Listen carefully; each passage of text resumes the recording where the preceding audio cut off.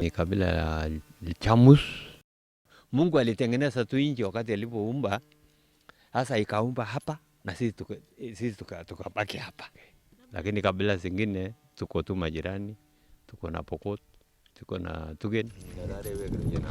In Kiserian area, Marigat district, lies the testimony of a vulnerable culture. Years on, about 30,000 of the Ilchamus community still populate this area in Baringo Central Rift Valley region. Maisha yetu ni wanyama peke yake. Maisha yetu ni kufuga ng'ombe, kondoo, kambuzi. Ile tabu tuko nayo hapa ni kukosa viongozi ile naongoza sisi. Hii pesa ya constituency sisi hatuwezi kupata. Hatupati hata kidogo.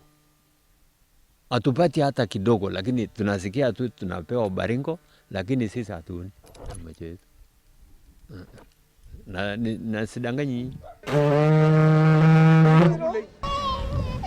This dispensary, what remains a symbol of botched healthcare, creating a sort of cyclic destiny for the women and children here in Kiserian.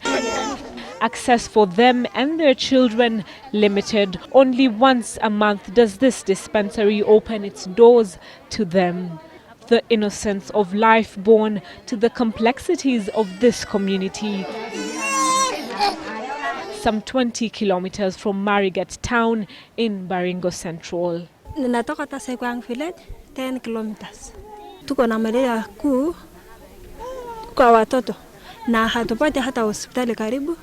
Hata sasa hivi nikikaa hivi nimetoka zaidi kwa sababu ya njia peke yake. Na sasa parikiji. Mama anasema wakati alipokuwa akienda Marigat kujifungua, akajifungulia njiani kwa sababu hospitali ilikuwa mbali. Na hapa sijakuja na lab.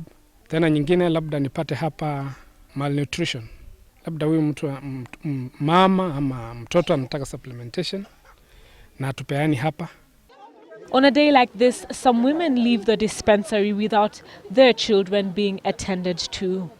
Sando imeyoma ndo dawa ikaisha, wakatueleza muenda mpaka Marigata lakini ni mbali sana. The women here introducing us to a lifestyle riddled with such challenges that in the eyes of the community has seen them suffer discrimination in terms of access to economic, social and cultural rights in Baringo County. With deep-seated grievances such as the spate of insecurity. Armed conflict over grazing areas between the Ilchamus and neighboring communities continue to make headlines.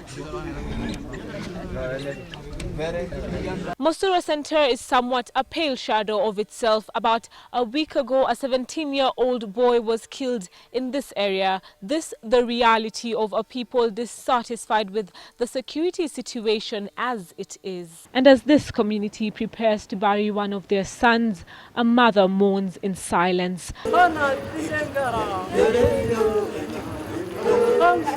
But the voice of the community refuses to be silenced for the purpose of protecting the constitutional voting rights of the minority groups according to them. Citing Article 262, 6th schedule, which provides for the protection of certain electoral areas that existed before the coming into effect of the Constitution on account of special interests. The order was very clear that despite the number, we have many other problems that guarantee us to be given representation. One is the uniqueness of culture, language, and even the communication. We are actually arguing this one based on the issue of the numbers and the issue of interest.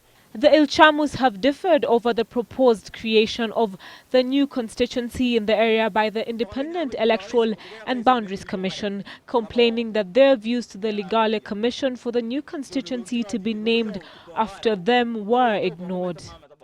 You know, those who are living in Mochongoi, they are more than us. Ours, we are covering the two divisions. So those who are in Mochongoi farms, there are many. So even if they will give us this constituency, the way it is, the way they are proposed, we will be marginalized more. Maybe where they should be complaining is about the representation. But as for marginalization in respect of development, that's not true. If there are people who have gotten so much development, it's them. Especially in this my term of office. A lot of CDF and other devolved funds have been directed to their special locations. I moved in and put in 2 million shillings of CDF to set up 2 police posts. That said, from the Ilchamus we pick out voices of dissatisfaction over infrastructure, over schools that remain closed due to insecurity years on, and over such basic needs as healthcare. The voices of a people who 5 years on continue to seek representation from the corridors of justice. Mbilu, Sunday Live.